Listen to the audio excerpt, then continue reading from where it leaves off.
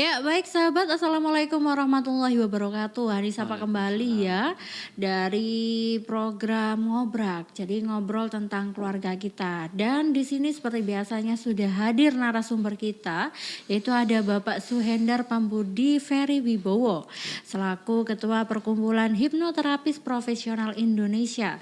Nah, baik sahabat dan juga Hani ingatkan kembali ya bagi sahabat cerdas semuanya yang ingin menyaksikan live streaming kita langsung beralih ke channel YouTube di Suara Gresik. Jadi buat sahabat cerdas semuanya juga bisa langsung tanya-tanya bagaimana dan apa yang kita kupas hari ini. Nah, kali ini juga kita mengupas tema yaitu ada kupas tuntas anxiety disorder atau kecemasan berlebih. Nah, ini sahabat. Jadi mungkin buat sahabat cerdas semuanya yang sekarang mungkin punya atau mengalami gejala seperti ini, boleh langsung ditanyakan ya dengan Bapak Soenda. Oke, jadi langsung aja kita sapa terlebih dahulu. Selamat sore Bapak. selamat sore Mbak Hani. Ya, kabar baik ya Pak ya? Alhamdulillah selalu baik. Oke Bapak, nah kita langsung aja nih mulai ya Pak ya. Nah kita hari ini membicarakan tema kecemasan berlebih.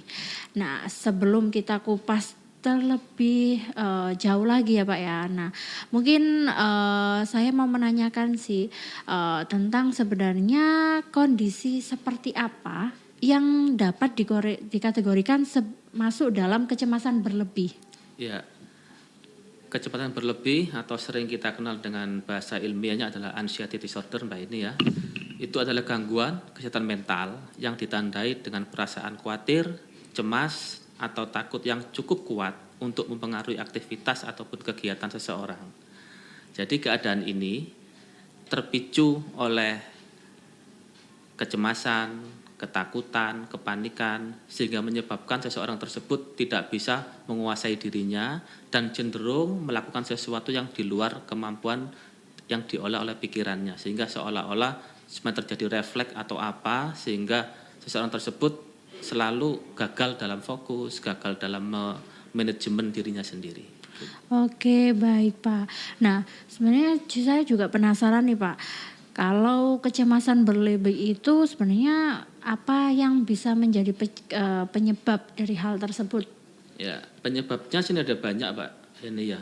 Jadi yang seringkali menyebabkan adalah ketika seseorang itu mengalami sebuah gangguan serangan panik, kemudian gangguan obsesif atau kompulsif, di mana obsesif ini adalah pikiran-pikiran yang berlebihan tentang mensikapi sesuatu, kemudian gangguan stres pasca trauma.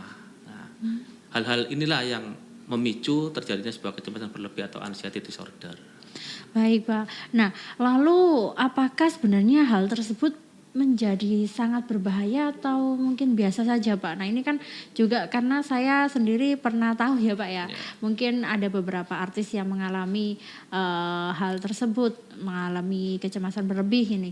Kenapa mereka sampai menghentikan aktivitas? Apakah itu juga berdampak buruk kepada kehidupan kita gitu Pak? Betul. Kita lihat dari yang ciri-ciri yang keempat tadi, yaitu yang cukup kuat untuk mengganggu aktivitas sehari-hari. Jadi akan dipertimbangkan dulu sampai di mana tingkat ketergangguannya. Kalau sekedar hanya takut kemudian menyendiri itu sih masih bisa ditoleransi ya. Tetapi kalau sudah gangguannya ini sampai bersikap motorik, dalam artian bisa mengganggu kinerja pergerakan tubuh, misalkan sedang menyetir, kemudian karena kepanikan, karena stres sehingga ada suara bel di samping, responnya berlebihan sehingga harus banting setir ke kanan atau kiri sehingga menyebabkan kecelakaan di jalan.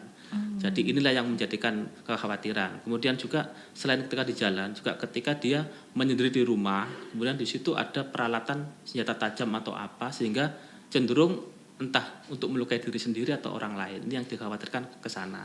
Ketika seseorang tidak mampu untuk mengendalikan dirinya sendiri. Oke baik Pak. Jadi untuk kasus-kasus tertentu ini kalau levelnya sudah tinggi berarti ini cukup membahayakan ya untuk Betul. aktivitas kita sehari-harinya. Nah lalu tadi juga disinggung tentang depresi. Apakah cemas dan depresi ini sebenarnya ada perbedaan atau memang hal yang sama? Ya. Secara arti berbeda. Cuman secara penyebab bisa sama. Jadi depresi itu kan bisa juga disebabkan oleh pasca trauma, Mbak. Jadi yang menjadikan sebab depresi adalah mungkin saat dia ada peristiwa sesuatu menimbulkan trauma, sehingga kedepannya ketika trauma ini tidak terselesaikan maka menjadi depresi. Ya, sedangkan kalau stres, stres juga bisa karena tekanan-tekanan tertentu.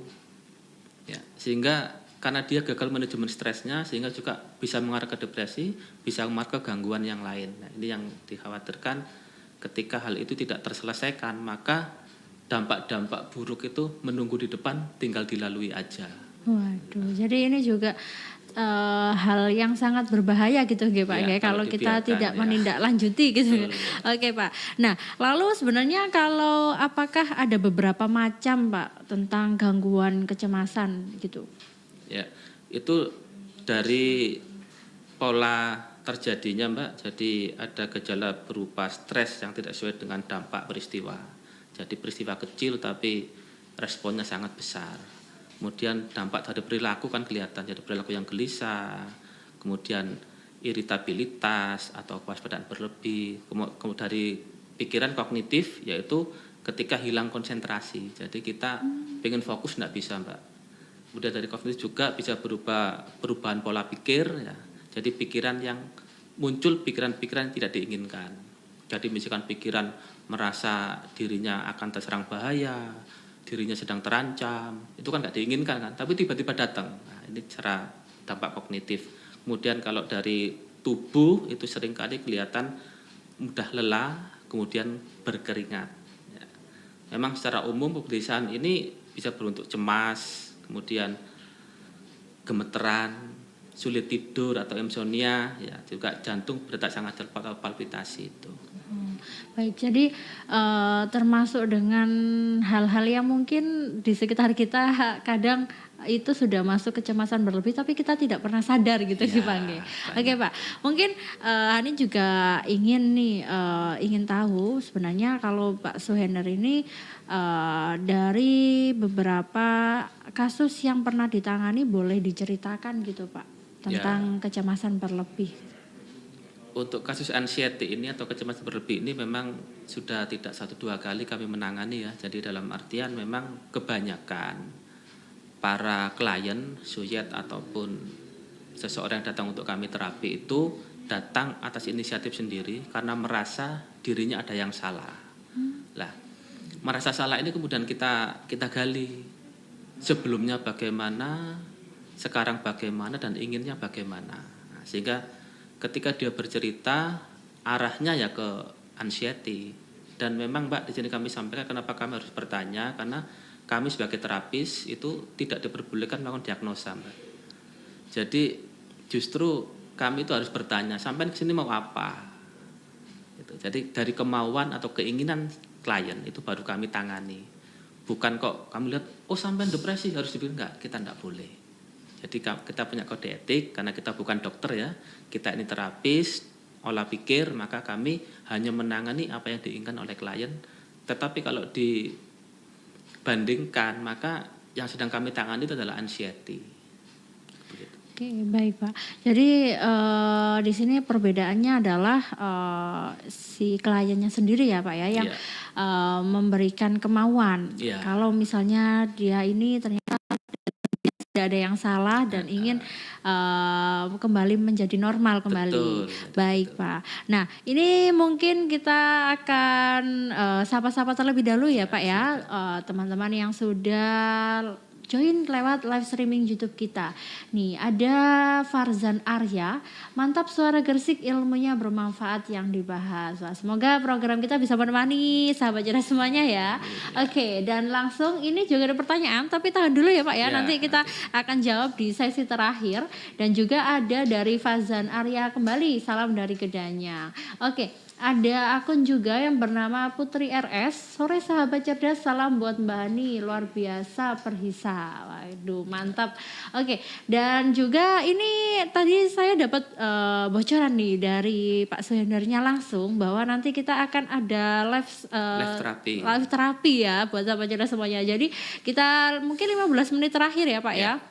kita akan melakukan mungkin terapi secara online gitu Betul, juga live ya. terapi. Jadi buat sahabat cerdas semuanya tetap stay tune di Radio Suara Gresik, dan Hani di sini akan break terlebih dahulu sebelum kita berlanjut ke pembahasan yang selanjutnya.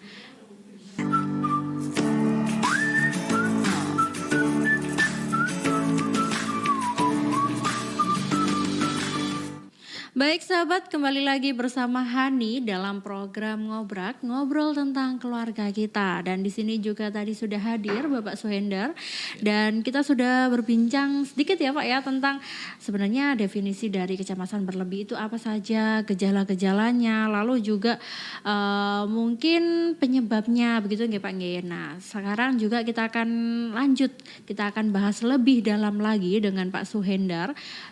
Namun kita juga akan sapa-sapa juga terlebih dahulu teman-teman yang sudah hadir di live streaming YouTube.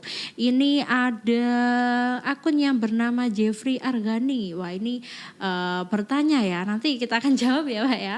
Oke, dan langsung ini ada juga Bella Natasha. Sore sahabat cerdas, dan juga ada Kevin Chandra. Selamat sore. Nah ini buat sahabat cerdas semuanya juga yang belum bergabung di live streaming YouTube kita, boleh dong, karena kita nanti di akhir sesi ada live terapis gitu langsung ya. Jadi kita akan dipandu langsung oleh Bapak Suhendar. Oke, jadi Hani akan lanjutkan Pak untuk pertanyaan selanjutnya. Nah, ini kita tadi udah kupas-kupas tuntas, belum tuntas ya Pak ya, tentang kecemasan berlebih sedikit. Nah, mungkin juga Hani ingin menanyakan, nah sebenarnya dengan cara hipnoterapi ini, apakah kecemasan berlebih tersebut bisa ditangani gitu Pak? Ya. Jadi untuk bisa keluar dari kondisi anxiety atau kecemasan berlebih itu banyak cara Mbak. Salah satunya dengan relaksasi ya. Relaksasi di sini adalah bisa kita bilang kalau bahasa yang lebih keren itu meditasi. Sedangkan kondisi meditasi sendiri menggunakan kondisi kesadaran alfa atau theta, di mana kondisi kesadaran tersebut adalah di bawah pikiran bawah sadar yang dipengaruhi dalam keadaan hipnosis. Jadi kami tidak mengklaim hanya hipnosis yang bisa, tidak. Tetapi banyak cara dari kedokteran juga bisa dengan memberikan obat-obat tertentu, ke psikiater juga bisa, hipnosis pun juga bisa. Di sini kami mengambil dari sisi yang relaksasinya. Jadi nanti di live terapi pun kita akan ajak para pendengar semua untuk relaksasi bersama. Jadi nanti dipersilakan untuk mempersiapkan, mungkin lebih baik ada headset Pak. Jadi biar nanti suaranya bisa lebih fokus, lebih jernih, lebih jelas, sehingga proses terapi akan berjalan dengan baik. Jadi itu Pak. Untuk Oke, baik Pak. Jadi memang anxiety sendiri atau kecemasan berlebih itu sebenarnya banyak ya Pak ya jalan untuk menangani hal tersebut. Tapi di sini juga salah satunya kita ambil dari sisi hipnosisnya gitu ya Pak ya. Kita ambil dari sisi relaksasi dan atau meditasi gitu. Nah, ini tadi juga sudah disinggung nih sama Bapak Suhendar. Nah, sebelum kita masuk ke sesi live therapy mungkin bisa dipersiapkan terlebih dahulu ya Pak ya. Mungkin peralatan seperti headset gitu kan. Kata Pak Suhendari agar lebih fokus gitu. Oke, baik Pak. Nah, sebenarnya juga adakah tips-tips Pak? Misalnya kadang beberapa orang tuh kan masih belum mau ke terapis gitu. Mungkin ada beberapa yang sudah kayaknya kecemasan berlebih nih gitu. Ada yang merasa seperti itu Pak. Apakah ada tips-tips sederhana yang bisa diterapkan biar kecemasan kita nggak tambah levelnya lebih tinggi gitu? betul. Mengenai tips mungkin dikembalikan pada pribadi. Jadi gini, ketika mengalami sesuatu keadaan yang berbeda dari keseharian atau berbeda dari kebiasaan, memang tinggal diukur dulu. Perbedaan ini, kebiasaan ini yang mengganggu ini sampai di mana tingkat mengganggunya. Misalkan ada level dari 1 sampai 10, silakan diperkirakan. Ini sangat mengganggu. Misalnya di level 8, 9, 10, maka mau tidak mau harus segera diselesaikan masalahnya. Tapi kalau masih 1, 2, 3, mungkin sampai 5, barangkali butuh cara-cara yang lebih pribadi, bisa di rumah dengan cara banyak-banyak bermeditasi atau relaksasi sendiri, itu bisa Mbak. Baik Pak. Nah, untuk cara meditasinya sendiri Pak, mungkin beberapa orang apakah cuma berdiam diri atau mungkin ada beberapa yang meditasi sambil ngapain gitu Pak? Yang namanya meditasi kan memang yang secara umum meditasi itu mengheningkan diri. Jadi di tempat yang nyaman, bersih, kemudian tidak ada gangguan dari baik binatang atau bahkan suara-suara yang tidak familiar di telinga, itu menjadi tuntutan utama dilakukan meditasi. Karena memang meditasi sendiri kan secara bahasa seperti kita sedang sholat, khusyuk, itu sudah masuk kondisi meditasi. Jadi tidak sulit meditasi, tinggal kita mengulanginya bagaimana kita paham bahwasanya kita butuh tujuan tertentu yang akan dicapai. Jadi meditasi tidak boleh kosong. Dalam artian kosong itu nggak punya tujuan, tiba-tiba merenung sendiri, itu namanya melamun. Jadi kalau Beda ya Pak ya? ya, kalau meditasi ada tujuannya, jadi ada niat gitu. Oke, baik Pak. Nah ini kalau tadi yang disinggung sama Pak Suhendar, mungkin kalau melamun kita bisa nanti kena kesurupan gitu ya Pak ya. Oke, nah Pak ini juga suatu kondisi yang mungkin berbeda. Nah kalau mungkin dari sisi saya Pak, kan tadi meditasi itu harus dengan keadaan yang tenang sekali. Betul. Gitu. Sedangkan kalau mungkin saya pribadi nih nggak suka dengan hal yang terlalu tenang. Ya. Nah mungkin terlalu sepi, terlalu nggak ada suara sama sekali, itu malah bikin cemasnya itu tadi kambuh gitu Pak. Nah kalau hal seperti itu apakah juga bisa diselesaikan dengan meditasi atau mungkin bisa diselesaikan dengan cara lain? Ya, jadi dikembalikan ketika melakukan sebuah hipnosis atau self hipnosis atau hipnosis diri sendiri dengan meditasi tadi, ketika gagal maka 1, 2, 3 kali tetap gagal, ya harus cari bantuan pada ahlinya. Dalam artian mendatangi terapis. Jadi kalau sudah dicoba dan belum berhasil, kan ada batas mungkin 1, 2, 3. Selebihnya ya datangi ahlinya. Jadi jangan dipaksakan. Berarti di dalam dirinya Mbak Hani itu ada part atau bagian diri yang memang tidak sesuai dengan program yang akan ditanamkan oleh Mbak Hani. Jadi di sini konsepnya konsep reprogramming pikiran. Jadi memprogram ulang pikiran. Jadi program-program pikiran sudah masuk yang kurang berdaya, yang merugikan, yang kurang mendukung, kurang power, itu nanti di reprogramming ketika meditasi tadi. Oke, baik Pak. Jadi memang kalau misalnya dari diri kita sendiri dirasa tidak bisa mengatasinya, kita juga harus meminta bantuan orang lain gitu ya. Seperti juga datang ke ahli terapisnya gitu ya Pak. Oke Pak. Nah ini juga berhubungan dengan pandemi COVID-19 nih Pak. Nah banyak sekali banyak yang dikaitkan dengan kecemasan berlebih. Mungkin seperti takut nggak keluar, takut kena virus, nah atau yang lain. Nah itu juga apakah sudah dikategorikan sebagai kecemasan berlebih atau hanya cuman cemas gitu saja Pak? Ya. Untuk pandemi, mensikapi keadaan saat ini dalam sehari-hari memang dilihat Mbak. Ketika seseorang takut atau cemas, itu cukuplah berhenti pada takut dan cemas. Jangan kebablasan pada ketakutan atau kecemasan. Nah, yang bahaya kan ketika berlebih ini. Kalau sekedar takut itu sebagai alarm, sebagai penanda, warning, peringatan agar kita lebih waspada. Tapi kalau ketakutan, berarti kita sudah gagal manajemen diri. Sehingga dengan gagal manajemen diri malah nggak keluar rumah, ya kan?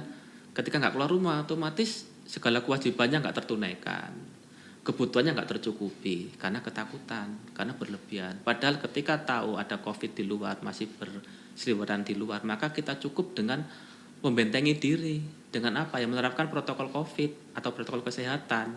Sudah cukup kan. Pemerintah sudah menjamin selama kita disiplin untuk melakukan penegakan protokol, maka insya Allah COVID tidak akan mengenai kita. Kalaupun mengena ya kan ada langkah-langkah, nanti kan ada dari pihak kedokteran pun akan memberikan solusi-solusi yang terbaik bagi kalau kita tertular COVID. Cuman preventifnya adalah pikiran kita harus positif. Boleh takut tapi jangan ketakutan. Boleh cemas tapi jangan berlebihan. Oke, baik Pak. Nah ini bisa dikutip ya, boleh takut tapi jangan sampai ketakutan, boleh cemas tapi jangan sampai berlebihan gitu. Nah ini juga buat sahabat cerdas semuanya, ketika pandemi seperti ini juga memang seperti yang disampaikan oleh Pak Suhendar tadi ya. Jadi memang takut itu boleh, karena kalau nggak takut malah membahayakan ya Pak ya, karena kita masih dalam masa pandemi COVID-19. Nah mungkin Pak, beberapa orang juga ketika masa pandemi mungkin ada beberapa keluarga atau mungkin teman atau saudara yang sudah terkena, akhirnya dia itu kena istilahnya kena imbasnya atau mungkin bisa dikatakan mantan pasien COVID-19. Ya. Nah ini apakah mungkin kita juga bisa berpikir kalau mereka punya kecemasan berlebih karena mereka sudah mengalami hal tersebut gitu kayak Pak Nge. Nah ini adakah mungkin tips-tips yang bisa dibagikan kepada mereka karena mereka kan kadang masih dianjurkan untuk isolasi mandiri gitu. Iya. Untuk yang sudah terkena dan sudah sembuh, sebenarnya kan dia sudah dapat nilai plus. Karena apa? Tidak akan tertular lagi. Walaupun tertular lagi, akan cepat sembuhnya karena sudah punya antibodi. Justru yang belum pernah terkena ini yang harus waspada. Karena apa? Kita tidak tahu kondisi tubuh kita, imun kita bagaimana, apakah kita nggak punya komorbid. Nah, itu yang justru menjadi pertanyaan. Justru yang sudah survive, yang tertular dan sembuh, berarti dia sudah punya satu nilai plus, sudah punya antibodi, sudah punya antivirusnya dalam tubuh, kan gitu. Sedangkan mungkin yang perlu kita bangun ulang adalah kepercayaan diri ketika keluar, ya. Dan perlu digarisbawahi, COVID itu bukan AIDS, ya. Beda kan ya, karena datangnya caranya juga berbeda. Jadi jangan sampai karena terkena COVID merasa terkucilkan atau merasa minder. Kalau terkucilkan merasa minder, maka bisa kita bangun kembali citra dirinya untuk lebih percaya diri. Oke, baik Pak. Nah, berarti di sisi lain juga sebenarnya dari manajemen diri kita sendiri ya Pak ya. Kita gimana harus kembali membangun kepercayaan diri. Oke Pak.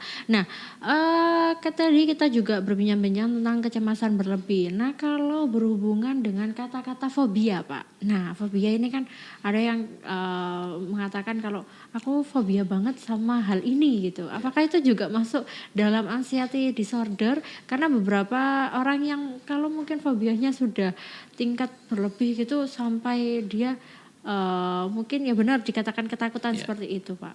Jadi fobia mungkin adalah bagian kecil dari anxiety. Karena anxiety nanti banyak Mbak bagian-bagiannya. Salah satunya fobia. Jadi situ kan ada jelas tadi untuk mensikapi suatu kejadian tertentu itu disikapi dengan berlebihan. Walaupun sebabnya apa? Mungkin ada pasca trauma atau pernah depresi atau apa sehingga dia menjadi fobia pada sesuatu tertentu. Dengar suara tertentu ketakutan, melihat objek tertentu ketakutan. Itu fobia. Oke, berarti bisa dikatakan masuk dalam anxiety disorder ya Pak ya. Bagian kecilnya. Oke, baik Pak. Nah, mungkin kita nanti kan ada live terapis ya Pak ya. Kita langsung aja jawab pertanyaan dari sahabat Jara semuanya yang sudah hadir di live streaming YouTube kita. Oke, yang pertama nih langsung aja dari akun Farzan Arya. Pak ingin bertanya, kalau saya trauma dengan suatu masalah caranya bagaimana nggih? Monggo Pak. Ya, kalau sambil bercanda ya jangan buat masalah. Kan gitu. Jadi kan kurang spesifik ya. Jadi ketika datang ke terapis itu sampaikan spesifik mungkin, terbuka mungkin sehingga terapis bisa menangkap apa keinginan dari Anda. Kalau di sini trauma dalam satu masalah. Kalau traumanya kami jawab bisa. Tapi kalau masalahnya kita belum tahu. Nah gitu. Karena setiap masalah kan belum tentu menjadi kue tidak enak kan. Siapa tahu masalah menjadi kue enak buat kita untuk lebih berkembang ke depan. Baik, jadi tergantung pribadinya kembali ya Pak ya, bagaimana kita harus menyikapi dari suatu kondisi permasalahan tersebut gitu. Oke Pak, nah ini juga kita beralih ke penanya selanjutnya ada dari Galuh Putri. Nah ini menanyakan, saya setiap menghadapi suatu masalah selalu merasa panik. Kemerungsung bahkan terkadang diliputi pikiran jangan gitu, akhirnya memikirkan hal-hal yang negatif yang mungkin timbul dari masalah tersebut. Apa yang harus saya lakukan Pak gitu? Nah kalau secara manajemen diri ya manajemen stres diterapkan, jadi tenang. Kalau mau lihat langkah-langkah relaksasi maka tarik nafas dalam, hembuskan pelan-pelan 2-3 kali. Ketika sudah mulai slow, sudah mulai down, baru mulai berpikir pelan-pelan. Jadi jangan ikuti serangan-serangan dari dalam tubuh itu atau dari dalam pikiran sehingga akan muncul banyak dampak yang ini, yang itu, jadi bilang kemerenceng, kemudian apa itu kan karena memang muncul dari dalam pikiran. Itulah anxiety. Oke, jadi ini juga merupakan gejalanya gitu ya Iya. Pak ya, anxiety. Nah, lalu kalau misalnya kadang ada gejala yang katanya telapak tangan nih suka berkeringat Lemes, Pak, ya ya. gitu. Ketika mungkin biasanya dihadapi sama orang-orang yang sedang ujian. Nah, biasanya wah tangannya ini sampai basah gitu Pak. Ini apakah juga termasuk gejala anxiety atau bagaimana Ya Pak? kan tadi setelah itu kan stres. Nah, tekanan ujian kan stres ya, gejala anxiety. Nanti dia gagal manajemen dirinya untuk bisa tenang, sehingga dia muncul aliran air dari telapak tangannya atau ngemes itu ya. Jadi belum tentu dia punya kelainan jantung, tapi justru karena dia stres saat itu. Bisa juga seperti itu ya Pak ya. Jadi Iya, kadang juga beberapa kesalahan dari diri kita itu dikaitkan dengan masalah kesehatan gitu. iya, Tapi juga mungkin dari kita bisa berpikir kembali apakah ini termasuk dengan kesehatan mental kita ya gitu ya Pak ya. mental terutama. Betul. Oke Pak, Pak ini juga dari akun Jeffrey Argani. Izin bertanya Pak, apakah orang perfeksionis rentan cemas? Nah, ini mungkin yang selalu menuntut tentang kesempurnaan gitu ya Pak ya. Bapak harus sempurna, jadi apakah termasuk rentan cemas? Dikembalikan pada konsep tadi Mbak, takut boleh tapi jangan ketakutan. Jadi ketika seorang perfeksionis kan kepingin semuanya berjalan dengan sesuai dengan pikirannya. Ketika belum sesuai maka dia tidak akan bisa menerima. Ya dilihat, yang belum bisa diterima itu logis, wajar atau sudah tidak wajar. Ketika masih wajar, itu oke teruskan. Memang itu target Anda, itu goal Anda. Capai dengan segala cara. Jangan berhenti sebelum selesai. Kan itu. Jadi belum tentu itu anxiety atau kelainan. Karena memang dia seorang perfeksionis. Cuma tinggal caranya adalah selesaikan sesuai dengan target. Oke, baik. Jadi belum termasuk gejala ya Pak ya, tapi tergantung juga tentang penanganan dari dirinya. Iya. Akun yang bernama Jeffrey Argani ini. Iya. Nah, apakah nanti tapi bisa pengarah ya Pak ya ke anxiety juga? Kalau dia tidak bisa manajemen, ya bisa ke anxiety. Misalkan goalnya terlalu tinggi, muluk-muluk, nggak relevan, kurang realistis ya bisa anxiety. Oke Pak. Oke, nah ini juga langsung aja ke akun yang bernama Hamzah Rizaldi. Nah ini apakah kecemasan itu bisa menjadi dasar dari keturunan? Gitu. Bisa. Karena apa? Kita menurut konsep adanya DNA yang merekam setiap jejak dari apa itu pendahulu-pendahulu. Ketika pada pendahulu ada emosi atau belum terselesaikan, itu bisa menurun pada keturunannya. Oke, berarti apakah juga sebenarnya anxiety ini bisa jadi istilahnya kayak penyakit turunan gitu Pak? Kelainan turunan dan bisa disembuhkan. Oke. Ya, Baik, tapi bukan berarti yang nggak bisa disembuhkan ya Pak ya, pasti bisa disembuhkan. bisa. Selama masih berhubungan mental dan pikiran bisa. Oke, baik Pak. Nah ini juga langsung lanjut ke pertanyaan selanjutnya. Nah, ini ada dari akun Ari Pangestu. Trauma dengan percintaan gitu bisa nggak ya dihilangin Pak? Nah, Monggo Pak. seperti konsep awal kita pertemuan pertama, jadi ketika kita datang ke seorang terapis hipnosis, itu kita akan modifikasi 3 aspek, memori, persepsi, dan sensasi. Terserah nanti trauma percintaan yang mana, mau dihilangkan memorinya, jadi bukan dihilangkan sebenarnya, disimpan, ditaruh yang paling dalam, dipendam, ditutup dalam peti, kotak, dikunci, dibuang kuncinya. Jadi seolah-olah lupa. Atau dihilangkan persepsinya aja, kita masih ingat, tetapi melihat dari sudut yang lain. Atau sensasinya, kita masih ingat tapi nggak ada rasa. Nah, jadi 3 item ini kita modifikasi nanti kalau memang ingin dihilangkan. Ya, Pak, karena mungkin lalu lihat kasus dari beberapa peristiwa yang ada ya Pak ya. Biasanya ada yang juga sampai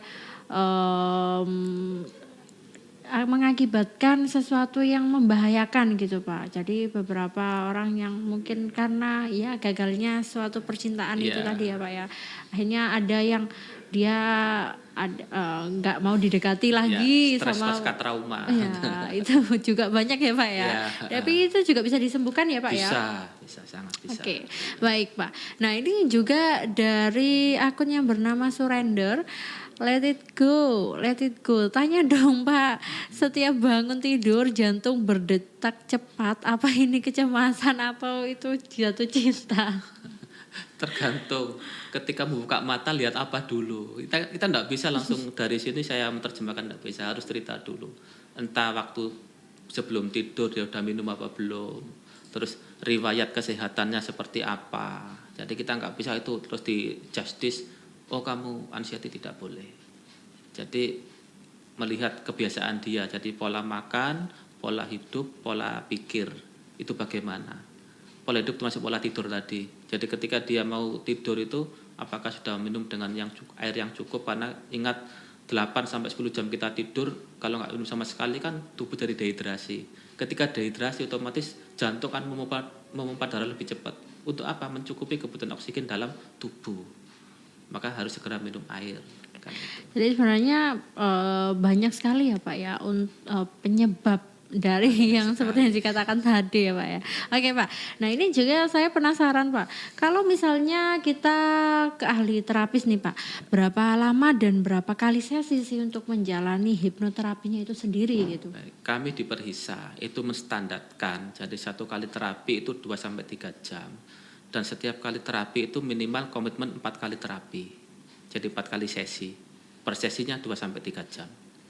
Karena kita harus mencari satu persatu Mbak akar masalah, karena bisa jadi memang yang muncul hanya lengan yang ngemes ya atau telapak tangan yang ngemes, tapi di belakangnya kita belum tahu ada trauma apa, kapan, di mana, itu yang harus kita bereskan. Jadi dalam konsep terapi ini kita tidak hanya menghilangkan simptom, tidak hanya menghilangkan tanda, tidak hanya menghilangkan gejala, tapi kita hilangkan sampai ke akar-akarnya.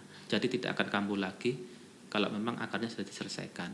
Oke, baik. Cukup lama ya Pak ya, 2-3 jam 4 kali gitu 4 ya kali. Pak ya. Oke, jadi ini juga termasuk menghilangkan dari seluruhnya. Sampai ke akar-akarnya. Sampai ke akar-akarnya. Bahkan biasanya bonus Mbak. Bonusnya apa? Waduh, ada masalah bonusnya, lain yang ternyata penyebab itu tidak cuma satu. Harus selesaikan semuanya kan. Makanya komitmen sampai 4 kali terapi. Tetapi ketika dalam 2 kali terapi sudah merasakan keadaan yang diinginkan, ya sudah cukup sampai 2 kali terapi saja, tidak harus sampai 4. Okay. Kalau sudah sampai 4 kali nggak selesai, silakan cari terapis lain. Oh gitu ya Pak ya. Jadi ada aturannya sendiri gitu ya Pak ya. Kita punya kode etik itu. Oke Pak. Nah juga ketika misalnya ahli terapis itu kan berarti kita juga harus menceritakan ya Pak ya. Betul. Menceritakan hal-hal mungkin yang menjadi anxiety disorder itu apa gitu ya. Nah kalau misalnya yang jadi ininya, kalau yang di terapis ini tidak berbicara jujur Pak, itu istilah bohong gitu. Nah apakah itu juga dapat mempengaruhi dalam masalah terapisnya gitu? Sebenarnya tidak terpengaruh Mbak, kami selaku terapis. Kami pasti punya cara untuk menemukannya. Yang terpenting dia ingin seperti apa hasilnya.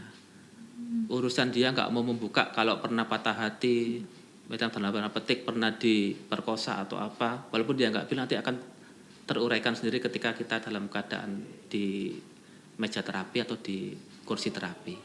Karena bawah sadar nggak bisa berbohong. Oke. Iya. Jadi kan juga beberapa orang yang mau menyembunyikan gitu Pak, tidak mau dikulik karena mungkin nggak mau sesuatu tersebut digali. Nanti tapi pasti ketemu itu. Oke, baik Pak. Nah kita akan break sebentar dan kali ini ya Pak ya, habis ini kita akan langsung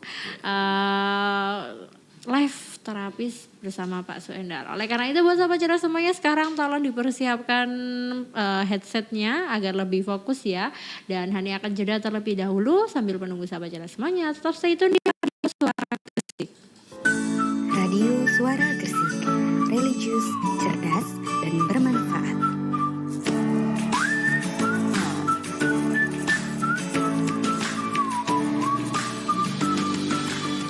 Oke sahabat, kembali lagi bersama Hani dalam program spesial kita, yaitu program ngobrol tentang keluarga kita. Dan tadi seperti yang dibicarakan dan dijanjikan oleh Bapak Suhendar ya, bahwa kali ini di sesi terakhir kita yaitu adalah life terapis langsung. Ya. Nah, tentang untuk mengatasi anxiety disorder sendiri atau kecemasan berlebih. Nah, tadi juga sudah diingatkan kalau boleh disiapkan headsetnya terlebih dahulu agar lebih fokus lagi gitu ya.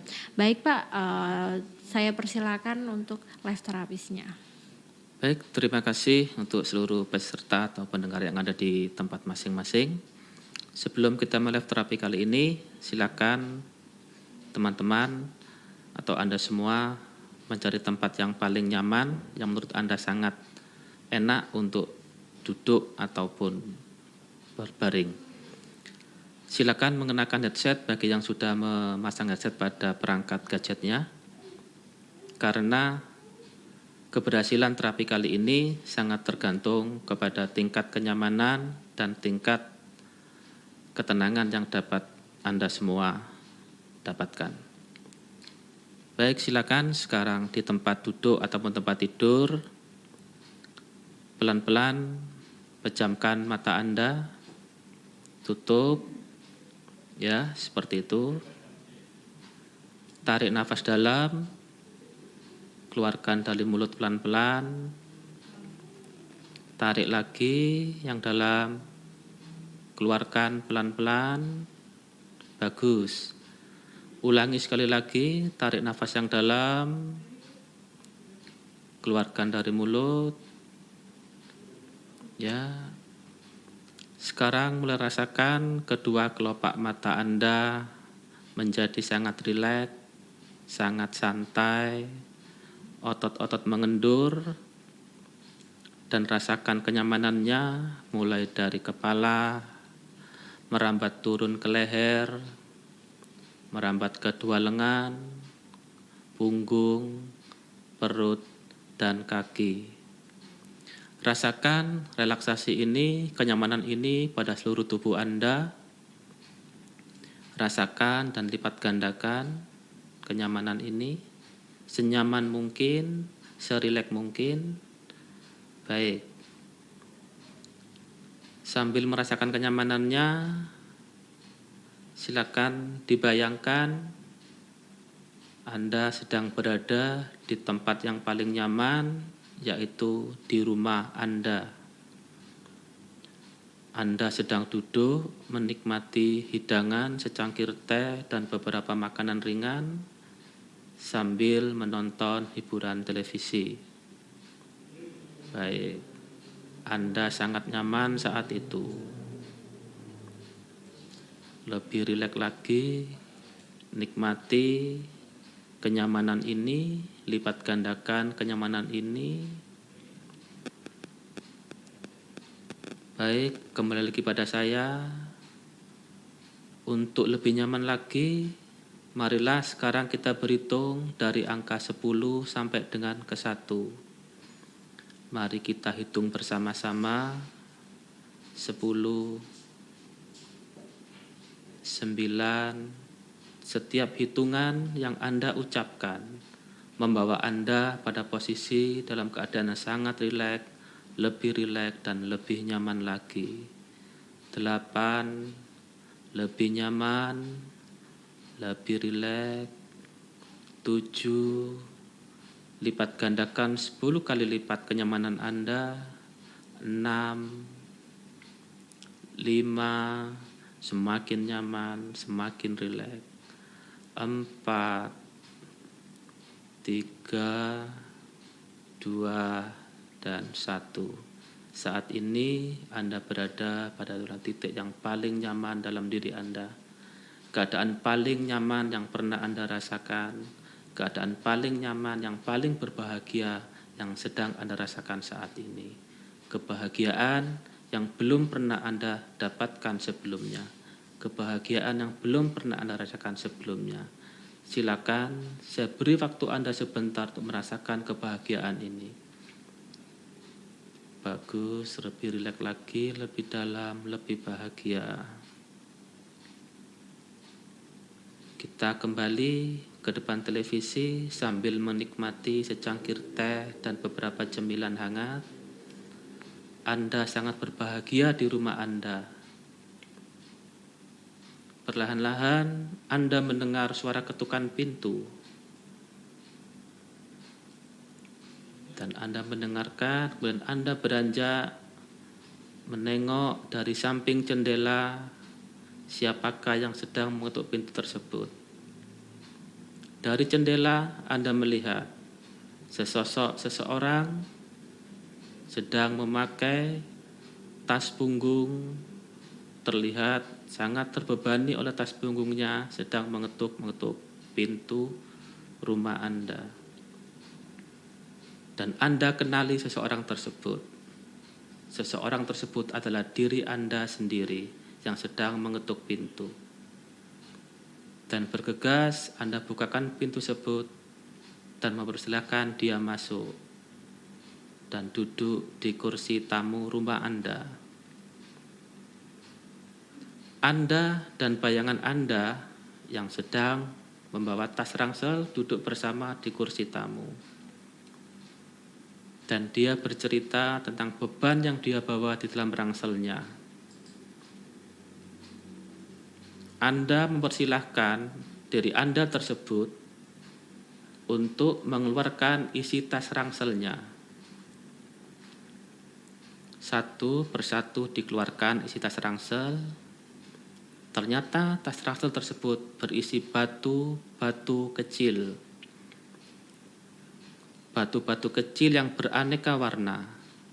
Ada yang berkilauan dan ada yang kusam. Kemudian Anda bertanya pada diri Anda tersebut, batu-batu apakah tersebut? Dan diri Anda yang lain tersebut bercerita bahwa batu-batu tersebut adalah batu-batu pengalaman Anda, batu-batu perjalanan hidup Anda. Ada batu kebahagiaan, ada batu ilmu, ada batu masalah, ada batu trauma, dan ada batu-batu kesedihan. Anda meminta agar diri Anda tersebut membedakan mana batu-batu yang membahagiakan, batu-batu yang memberi ilmu, dan batu-batu yang membawa masalah untuk dikelompokkan pada dua kelompok masing-masing. Dan diri Anda tersebut mulai memisahkan batu-batu tadi, di mana batu-batu yang bersinar, batu-batu yang berkilauan dikelompokkan menjadi satu. Sedangkan batu-batu yang kusam, batu-batu yang buruk dikelompokkan juga menjadi satu. Kemudian Anda memerintahkan kepada diri Anda yang lain tadi untuk hanya memasukkan batu-batu yang bagus, batu yang berkilau, dan batu yang baik ke dalam tas ransel kembali. Dan menyuruh untuk batu-batu yang buruk, yang kusam, dimasukkan ke dalam sebuah kantong hitam dan ditali dengan erat, kemudian disimpan di bawah meja. Dan Anda menyampaikan kepada diri Anda yang lain tadi bahwasannya dalam hidup Anda hendaknya hanya mengambil batu-batu yang berkilau, pengalaman-pengalaman yang baik, pengalaman-pengalaman yang bagus, dan pengalaman-pengalaman yang berilmu yang membawa kemajuan bagi diri Anda. Dan diri Anda yang lain tadi merasa sangat gembira, sangat bahagia karena beban-bebannya yang selama ini telah dibawa bertahun-tahun, yang memberatkan dirinya, memberatkan langkahnya, sudah keluar dari dirinya, sudah keluar dari kantongnya, sudah keluar dari tasnya, sehingga tasnya terasa sangat ringan dan dia membawalah kita tersebut dengan sangat bahagia.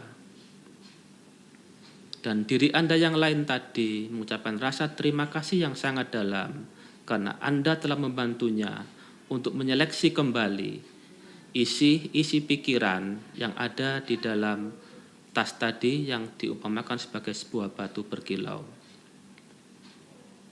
Dan dengan perasaan yang sangat bahagia, dalam keadaan yang sangat bahagia dan sangat puas, diri Anda yang lain tadi mulai berpamitan pada diri Anda untuk melanjutkan perjalanannya.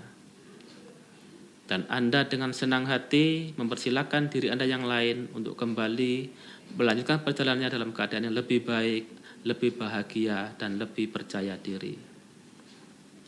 Dan Anda kembali menutup pintu Anda. Anda kembali meneruskan aktivitas yang membahagiakan tadi dengan menonton televisi, meminum segelas teh hangat, dan merasakan cemilan-cemilan hangat. Betapa bahagianya hidup ini. Anda rasakan di rumah Anda sambil menonton acara kesukaan Anda. Baik, sekarang tarik nafas dalam lagi, hembuskan, bagus, seperti itu. Kita akan kembali pada posisi normal, ke posisi sadar. Mari bersama-sama kita menghitung dari hitungan 1 sampai dengan 10, di mana dalam setiap hitungan Anda merasa lebih segar, lebih bahagia, lebih percaya diri, dan lebih sehat. Baik, kita mulai. 1. Persiapkan diri Anda untuk hidup menjadi lebih baik. 2. Lepaskan semua beban-beban Anda tadi, simpan di tempatnya. 3. Bersiap untuk lebih bahagia.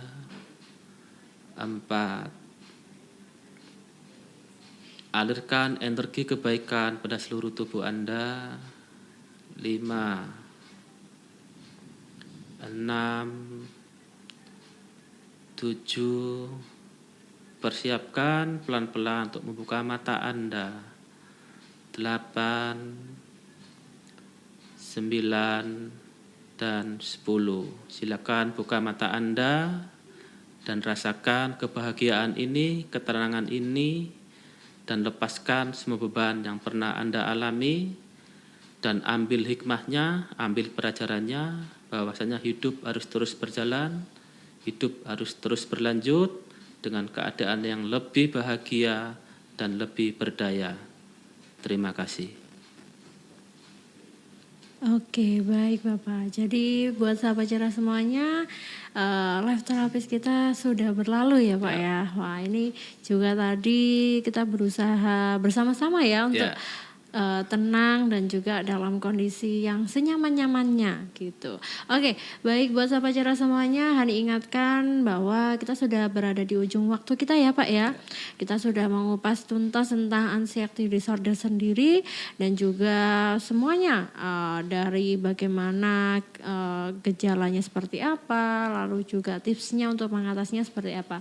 Nah, buat sahabat cerdas semuanya juga, ketika tadi telat untuk melihat live talkshow kita, boleh nanti dilihat kembali ya di channel YouTube Suara Gersik. Nah, di sana juga langsung aja search Suara Gersik, lalu cari video kita ngobrol bersama Perhisa DPW Provinsi Jawa Timur. Oke, dan terima kasih ya Pak ya, saya ucapkan untuk kehadirannya di studio kita, dan juga buat sahabat cerdas semuanya yang sudah hadir di live talkshow kita. Dan sampai jumpa untuk program ngobrol selanjutnya. Kalau ada salah kata mohon dimaafkan. Wassalamualaikum warahmatullahi wabarakatuh.